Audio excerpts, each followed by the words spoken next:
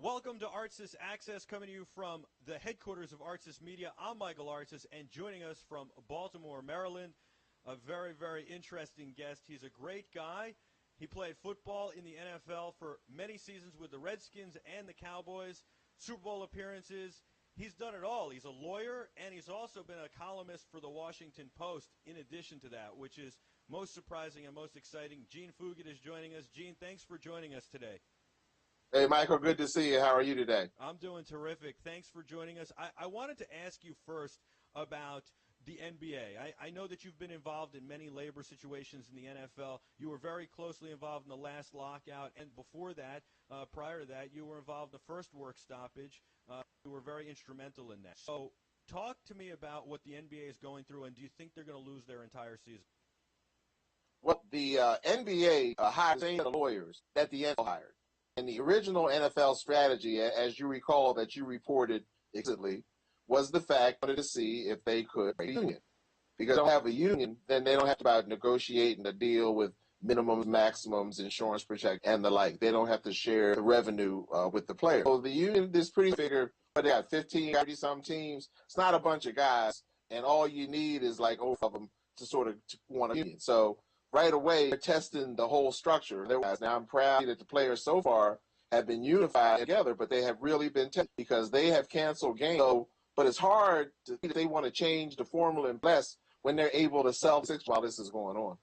What's interesting to me is that the labor negotiations, the last night meetings, Stern seemed unprepared and surprised by that they didn't have a deal. And it seemed like he thought they just cave at the last minute. And I think that the players are strong here. They're like, hey, we'll go play in Europe. We'll do whatever we have to do. They're putting together an exhibition just to go keep themselves, in shape and play and show the world. Other guys are talking about forming their own league, and it doesn't seem like they're talking about settling. They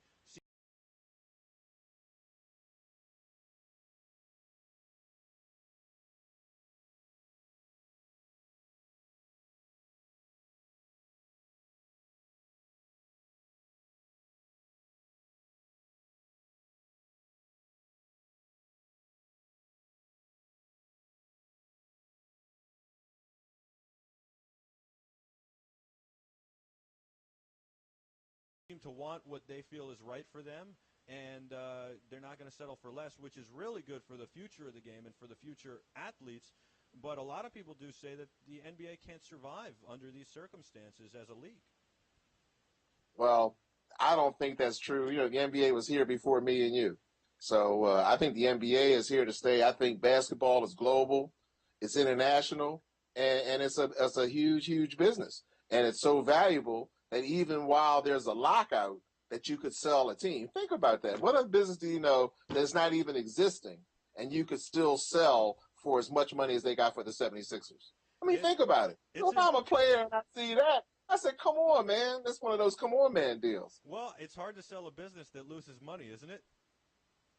Well, losing money doesn't mean how much cash they make. Well, no, that's what I'm saying. I'm saying they're not losing money. They're not losing money. If the NBA is maintaining that all the teams are losing money, well, how do you sell a business, the 76ers being a business, if it's losing money? It's hard to sell a business that is losing money. So let's move on. I think you have some good insight there. I know you love basketball and you'd like to see basketball back, as many fans would. But let's move on to the NFL. Well, we won't really miss it. We're taking a bet now when we would miss it, and we were all saying Christmas Day. If we don't see the Lakers play on Christmas, that's when we'll start to miss it. So you don't think before then? Because I guess football's, if football will be kind of winding down, that's when you start getting ready for looking into basketball. You're in the bowl season. You just saw the bad bowl games. You saw the, you saw the schools that you never saw before, and then you can see why you weren't trying to see them before. But God bless them. They get a chance to travel. Great educational experience for the kids. Schools get paid. Kids don't, but the schools get paid. That's a shame. That's a shame, by the way. Gives us some entertainment. Well, look. I mean, a free scholarship.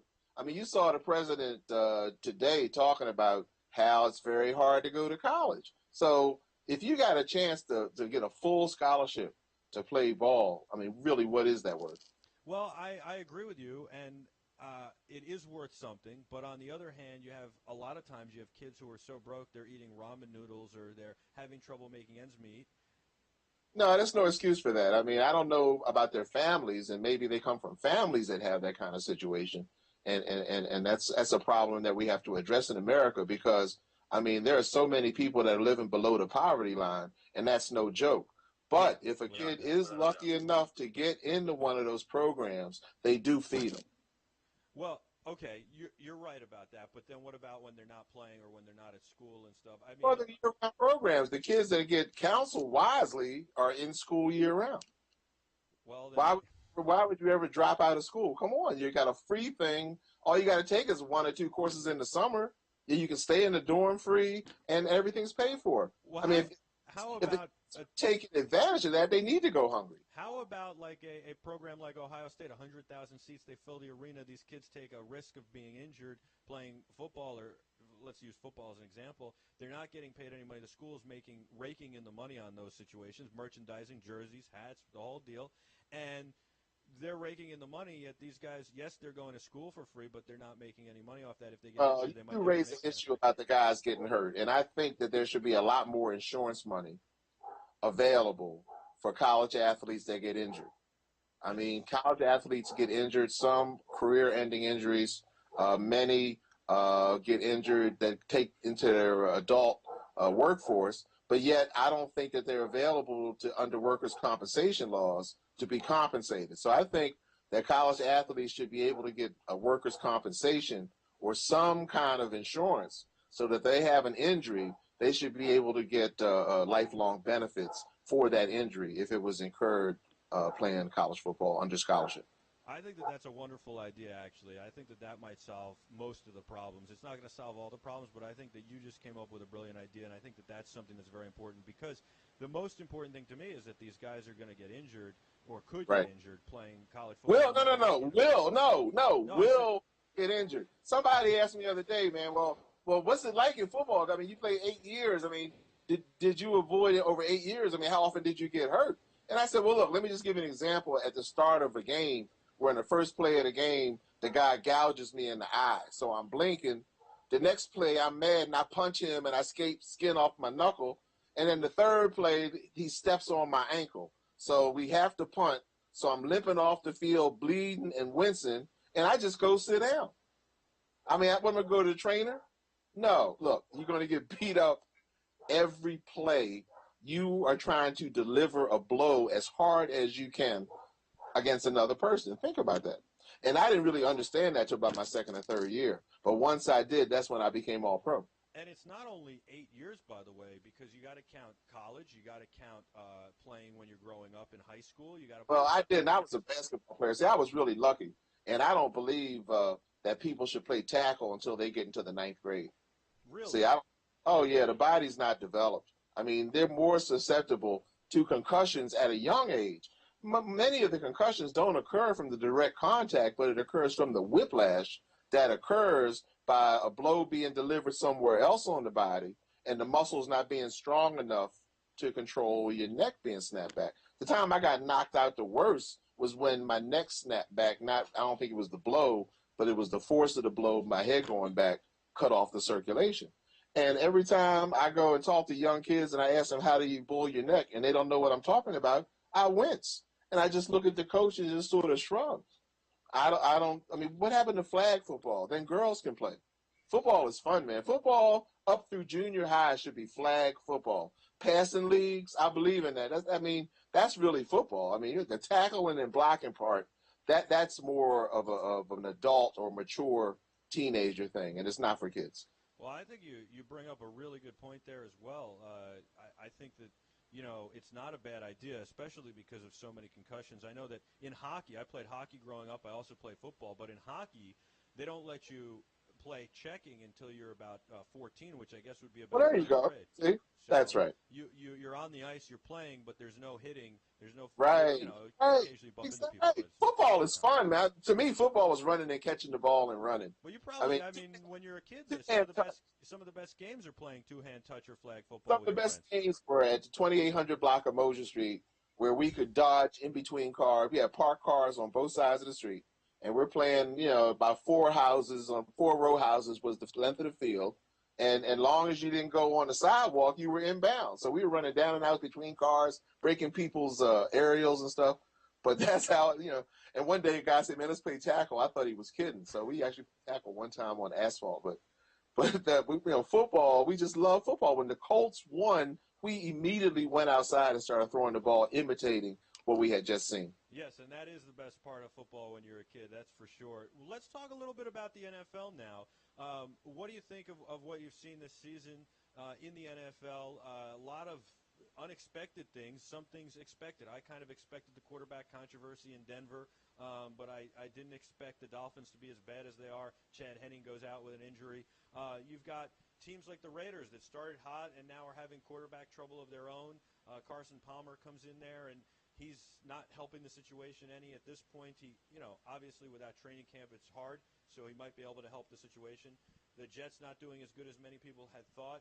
They're kind of sputtering, and, of course, the Patriots doing as well as everybody thought. And, the Indianapolis Colts really, really hurting without Peyton Manning. So what do you think overall of the football season? It's kind of an exciting season because I think it's so different than everybody expected. Well, it is different, especially with the rule changes that they brought to the game. And we're seeing penalties called that could not have been imagined even 2 years ago, let alone 10 or 15 years ago. So the game has really, really changed in terms of the hitting above the head, how you can tackle the quarterback.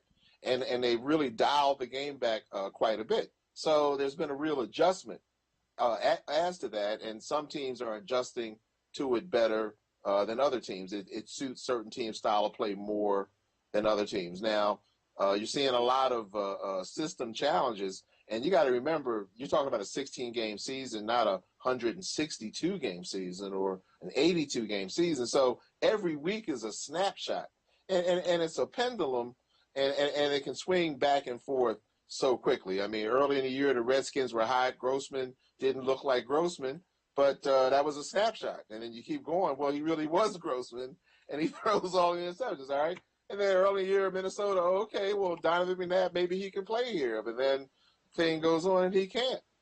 Cam Newton, this is a fluke. And they said, well, he won at Auburn. He won a JUCO championship. I mean, he's won everywhere he's in. And he's 6'5", 250, and the second fastest guy on the team. So what do you think of Cam Newton? Is he the real deal? Yes, he's the real deal. There's no question. He's rookie of the year, and he's close to being most valuable player, especially if Carolina gets into the playoffs. Now, it doesn't look like that they can, but that's such a weird division with New Orleans, with Tampa Bay playing so poorly. That's a real interesting division to watch. And when they play the games inside the division, the outcome is not the same as when they go outside the division. So, I just think that they're going to be an up-and-coming team. Plus, you also can tell which teams are well coached. You got to give Coach Shula, David Shula, a lot of credit. I mean, Cam certainly had the ability, but with no training camp, to be able to come in and all of it had to work together. He had to have an all-pro receiver like Steve Smith, but it all starts with the coaching. I mean, if I wasn't drafted by the Cowboys, I would have never made it in the NFL. I was well coached. I was okay, but I was really well coached.